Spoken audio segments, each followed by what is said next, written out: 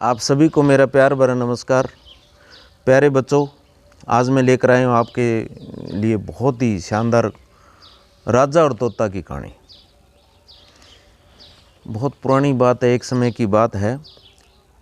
किसी एक राज्य में हरिशंकर नाम का एक राजा रहता था। वो अपना राज करता था। उस राजा के 3 बेटे थे। उसकी ख्वाहिश थी कि वह उसका सबसे काबिल जो बेटा है उसको राजगद्दी सौंपेगा। तो इस बात को लेकर बड़ा संशय बना हुआ था कि तीनों में से वो अपना राजपाट किसको दे। एक दिन राजा को एक तरकीब सूझी। उसने अपने तीनों बेटों को अपने पास बुलाया और कहा, बेटे, आज मैं तुम सबसे एक सवाल पूछता हूँ। अगर तुम लोगों ने वो सवाल बता दिया और जिसका सबसे बढ़िया जवाब होगा, मैं राजपाट उसको दूंगा। तो राजा ने कहा कि तुम लोगों के सामने एक गुनाहगार खड़ा हो, अपराधी खड़ा हो, तो तुम उसके साथ क्या करोगे?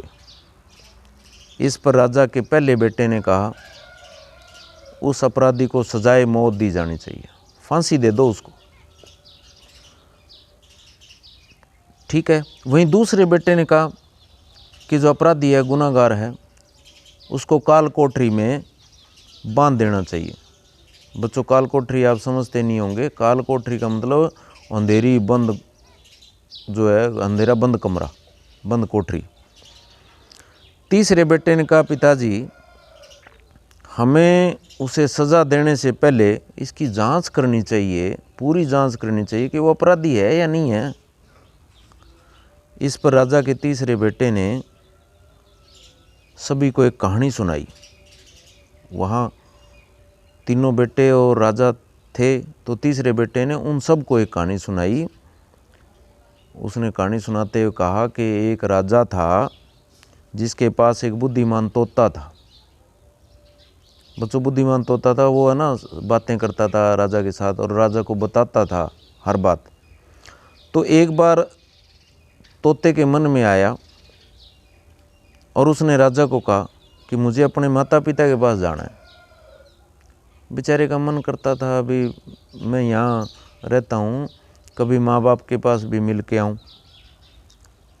जैसे आप कभी अब छुट्टियाँ, गर्मी की छुट्टियाँ, तो नाना नानी के पास मिलने आए हो, है ना, कोई बुआ के पास मिलने आया है, कोई और अपनी रिश्तेदारी मिलने आए। तो उस तोते का भी मन किया कि मैं मिल के आऊँ। राजा ने पहले तो उसकी बात नहीं मानी, लेकिन तोते ने हार नहीं मानी। वो लगातार जिद करने लगा कि मुझे मेरे माता पिता के पास जाने दो। अंत में राजा ने तोते की बात मान ली और कहा, ठीक है, तुम अपने माता पिता से मिलकर आओ, लेकिन वहाँ ज़्यादा दिन नहीं रुकना। तो राजा ने तोते को केवल 5 दिन की अनुमति दी। परमिशन मिल गई 5 दिन की। कहा, तुम 5 दिन में अपने परिवार वालों से मिलकर के वापस आ जाना। इसके बाद तोता 5 दिन के लिए अपने माता पिता के पास चला गया। छठे दिन जब वो राजा के पास लौट रहा था, तो उसने सोचा कि क्यों ना महाराज के लिए कोई उपहार लेके चलूं, राजा को कोई भेंट देंगे। फिर वो एक पर्वत की ओर निकल पड़ा। दरअसल वह महाराज के लिए अमृत फल लाना चाहता था। वहाँ पहुँचते पहुँचते रात हो गई। तोता ने पर्वत पर पहुंचकर फल तो ले लिया, लेकिन रात हो जाने के कारण वो आगे नहीं बढ़ पाया और वहीं रुक गया। कहाँ रुक गया बच्चों? पर्वत के पास। रात हो गई तो वहीं रुक गया। जब उस रात जब तोता सो रहा था, तो वहाँ एक सांप आया। उसने राजा के लिए अमृत फल जो रखा था वो सांप खाने लगा। सांप ने फल को खाया। इस कारण फल में क्या हुआ बच्चों? जहर आ गया। अब तोते को तो इस बात का पता नहीं था, भनक ही नहीं लगी। अगली सुबह जब वो उठा और फल लेकर महल की ओर चल पड़ा।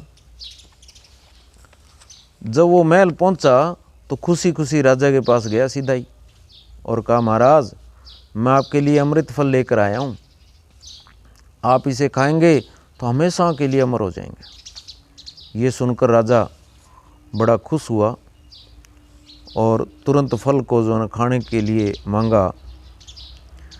लेकिन एक मंत्री ने कहा, रुकिए महाराज, आप इस फल को बिना जांच किए कैसे खा सकते हैं? एक बार देख तो लो कि जो तोता फल लाया है वो अमृत फल है, सही है या नहीं है। राजा मंत्री की बात से सहमत हुआ, कहा कि तुरंत इस फल को कुत्ते को खिलाया जाए।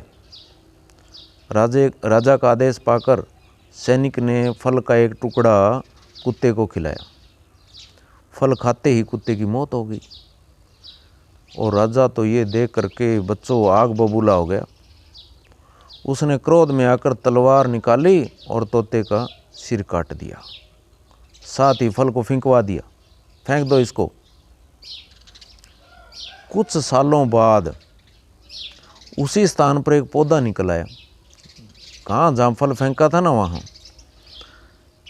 ये देखकर राजा को लगा कि ये तो जहरीला फल था और जहरीला ही पौधा होगा। उसने सभी को आदेश दिया कि पेड़ का फल कोई नहीं खाएगा, ये जहरीला है। थोड़े दिनों बाद बच्चों वहाँ एक बूढ़ा आदमी आया और उस पेड़ के नीचे आके रुक गया, आराम करने लगा। उसको बच्चों भूख भी लगी थी, बड़ी ज़ोर से भूख लगी थी। उसने उसी पेड़ से फल खाया,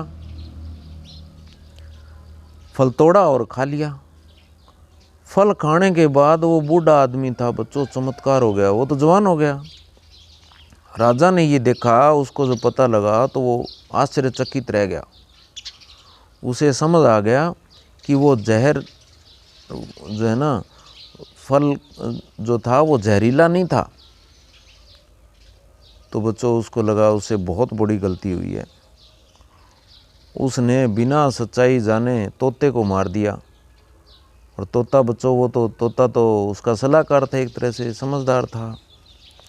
तो इसको लेकर बहुत पछतावा हुआ, मन ही मन अपने आप को कोसने लगा, मैंने ये क्या कर दिया। अब वो तीसरा राजकुमार ये कहानी सुना रहा था, तो राजा हरिशंकर ने उसकी सारी कहानी सुनने के बाद फैसला लिया कि ये बच्चा समझदार है, बिना सोचे समझे हमें कोई फैसला नहीं लेना चाहिए। तो उसने उसको अपना उत्तराधिकारी नियुक्त कर दिया, यानी आगे ये मेरा बेटा ये राजा रहेगा। इसके बाद बच्चों पूरे राज्य के अंदर जश्न मनाया गया, लोग नाचे कूदे। अब इस कहानी से क्या सीख मिलती है बच्चों? इस कहानी से ये सीख मिलती है कि हमें कभी भी बिना जांच किए किसी को सज़ा नहीं देनी चाहिए। तो ये थी आज की कहानी बच्चों, फिर और बढ़िया बढ़िया कहानियाँ लेकर आएंगे। Have a nice day.